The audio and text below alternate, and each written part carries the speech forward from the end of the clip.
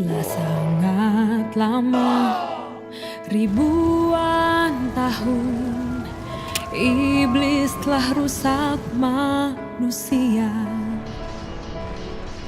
Buat banyak hal jahat satu demi satu, generasi ditipunya. Betapa banyak kejahatan yang iblis lakukan di dunia. Hasut manusia lawan Tuhan, menipu peralatnya, berusaha rusak pengelolaan Tuhan.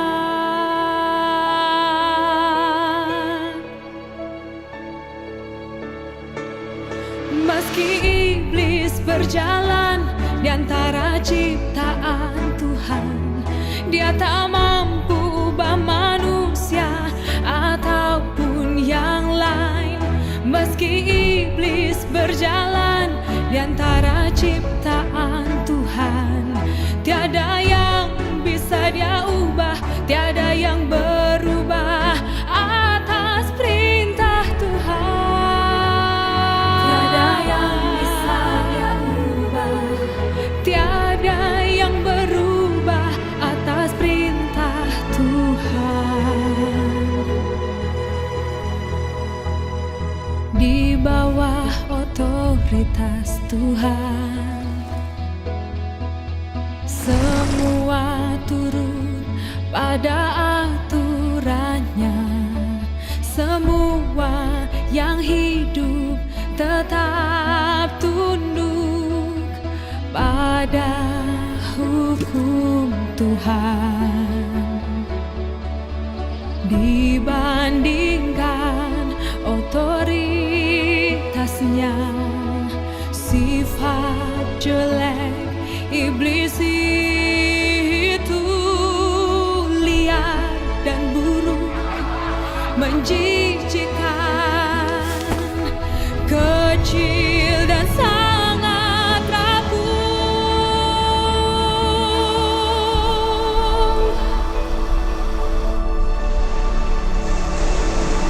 Meski iblis berjalan di antara ciptaan Tuhan, dia tak mampu ubah manusia ataupun yang lain. Meski iblis berjalan di antara ciptaan Tuhan, tiada yang bisa ia ubah, tiada yang berubah atas perintah Tuhan. Tiada yang bisa dia ubah, tiada yang berubah atas perintah Tuhan. Tiada yang berubah atas perintah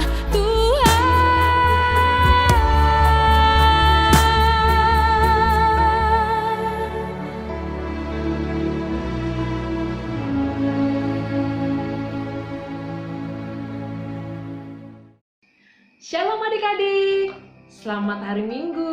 Berjumpa lagi dengan Kak Miske dalam ibadah sekolah Minggu sore hari ini. Sebelum kita memulai ibadah kita, mendengarkan firman Tuhan, yuk kita sama-sama berdoa. Lipat tangan, tutup mata. Tidak ada yang memikirkan hal-hal yang lain, tetapi kita fokus untuk kita berdoa kepada Tuhan agar kebenaran firman Tuhan tidak lalu begitu saja, tetapi menjadi kekuatan dalam kehidupan kita. Kita mengerti akan kebenaran firman Tuhan. Yuk kita berdoa. Terima kasih Tuhan Yesus buat kebaikan-Mu bagi hidup kami. Kau Allah yang luar biasa, yang sanggup mengadakan segala yang kami perlukan. Saat ini Tuhan, kami butuh hikmat dari-Mu untuk kami bisa mengerti kebenaran firman-Mu. Kuasai hati pikiran kami Tuhan, hanya di dalam nama Tuhan Yesus. Haleluya, amin. Nah, adik-adik, sore hari ini judul firman Tuhan kita adalah kemenangan di Efesus. Bahan ceritanya terdapat di Kisah Para Rasul 19 ayat 1 sampai 40. dan di Kisah Para Rasul 20 ayat 17 sampai 38. Yuk kita baca bersama-sama di Kisah Para Rasul 20 ayat 24. 1, 2, 3. Tetapi aku tidak menghiraukan nyawaku sedikit pun, asal saja aku dapat mencapai garis akhir dan menyelesaikan pelayanan yang ditugaskan oleh Tuhan Yesus kepadaku untuk memberi kesaksian tentang Injil kasih karunia Allah. Dan bacaan kita, ya nanti adik-adik di rumah baca ya Kisah Para Rasul 19 dan Kisah Para Rasul 20. Di sini kita akan belajar kebenaran firman Tuhan, bagaimana Paulus memberitakan kebenaran firman Tuhan di Efesus.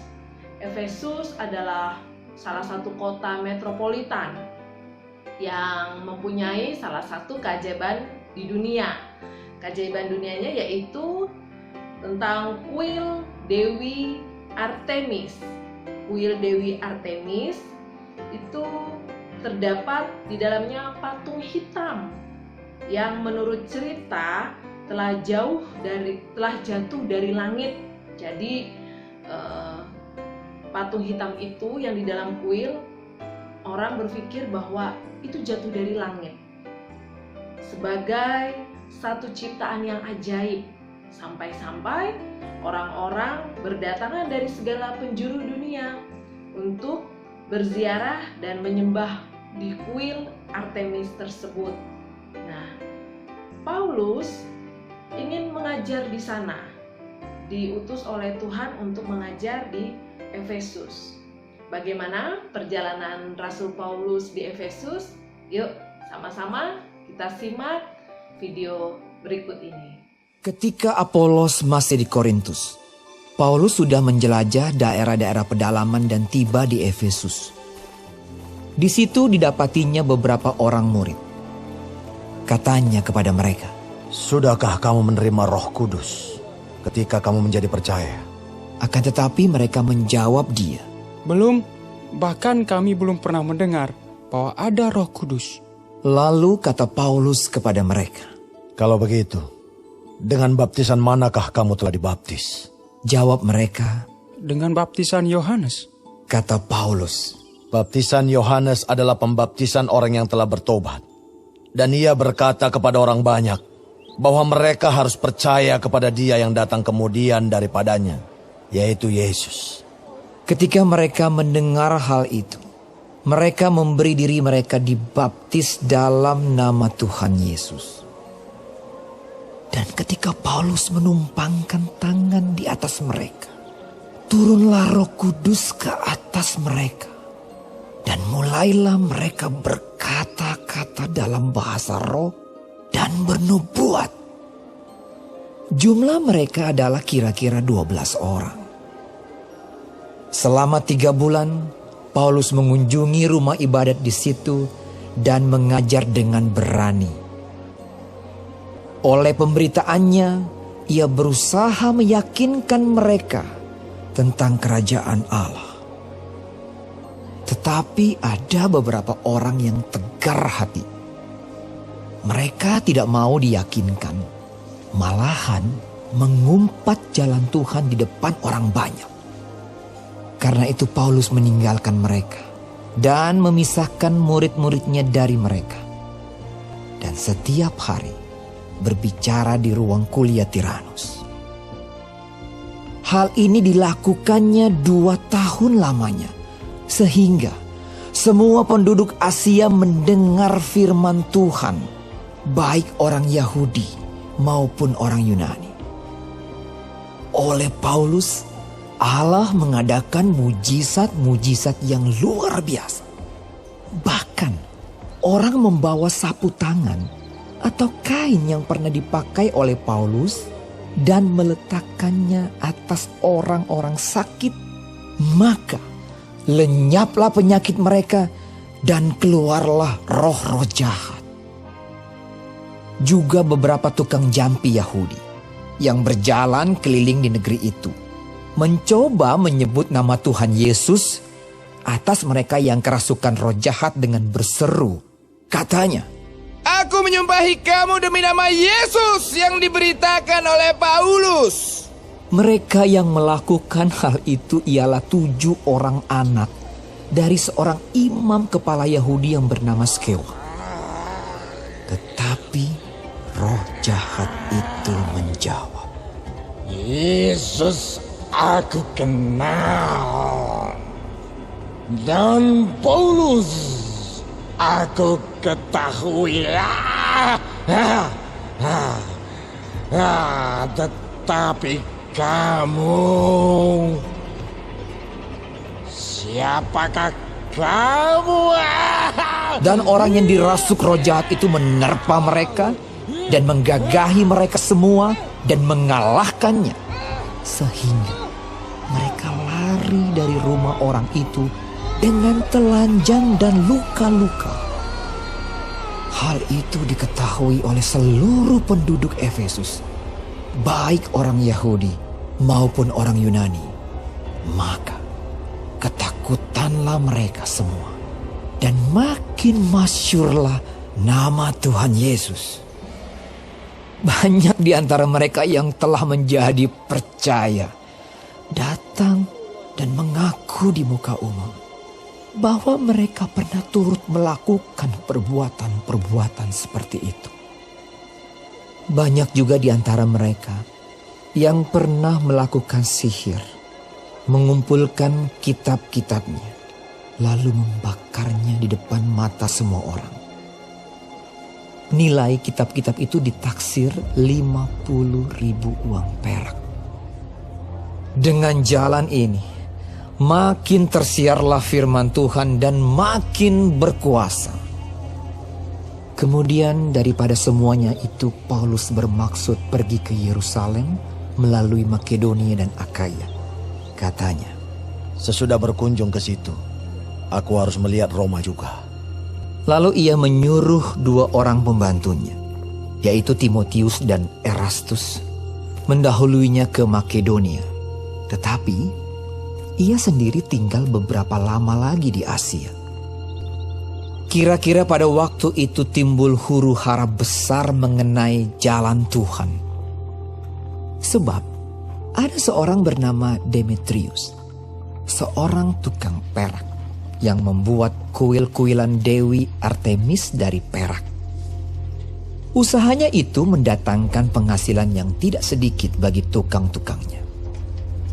Ia mengumpulkan mereka bersama-sama dengan pekerja-pekerja lain dalam perusahaan itu dan berkata, Saudara-saudara, kamu tahu bahwa kemakmuran kita adalah hasil perusahaan ini.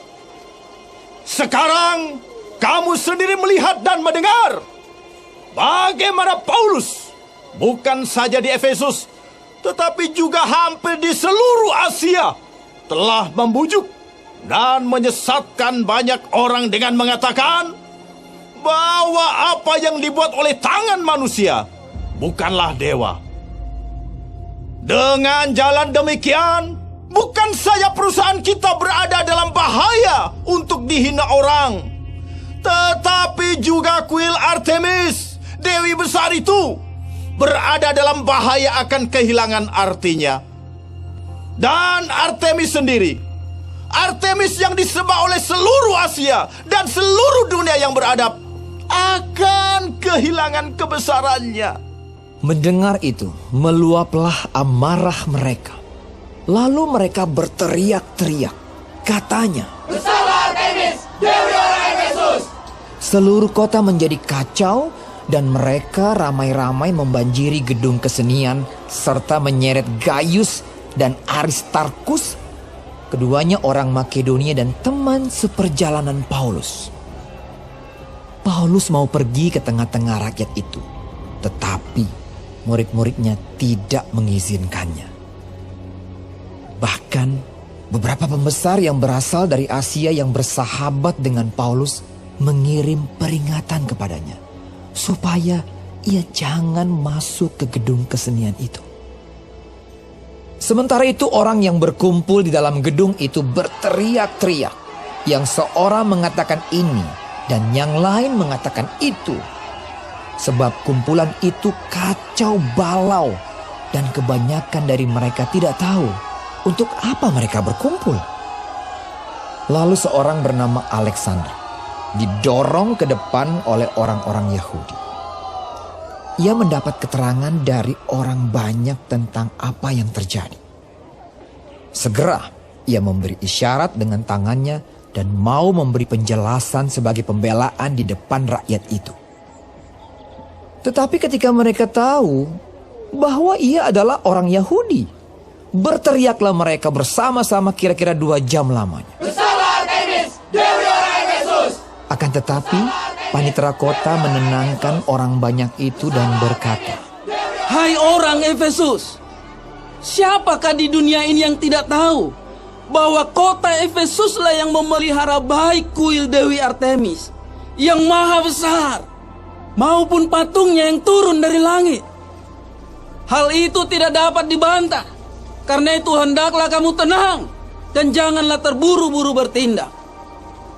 Sebab kamu telah membawa orang-orang ini ke sini, walaupun mereka tidak merampok kuil Dewi kita dan tidak menghujat namanya.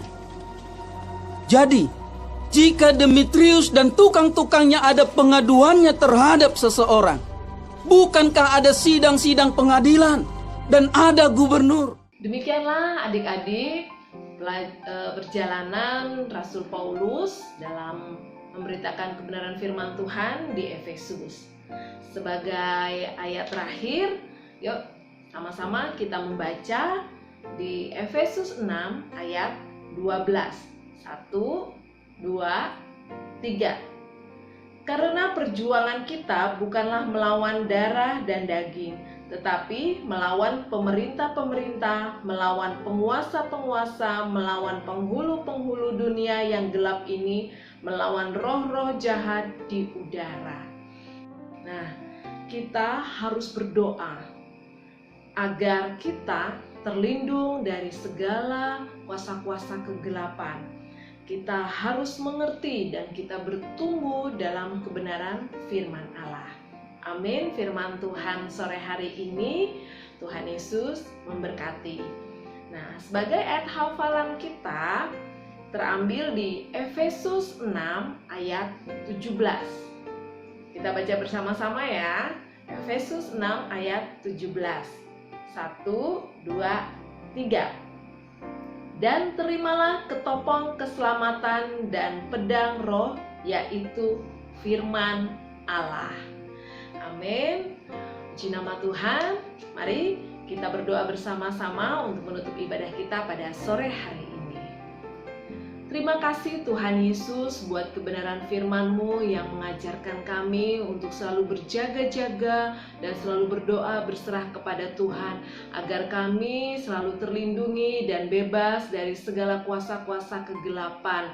Lindungi orang tua kami, lindungi saudara-saudara kami, lindungi milik kepunyaan kami. Kami serahkan semuanya ke dalam tangan Tuhan, hanya di dalam nama Tuhan Yesus. Haleluya. Amin. Oke adik-adik, sampai jumpa minggu depan dengan cerita yang lebih menarik. Terima kasih. Shalom.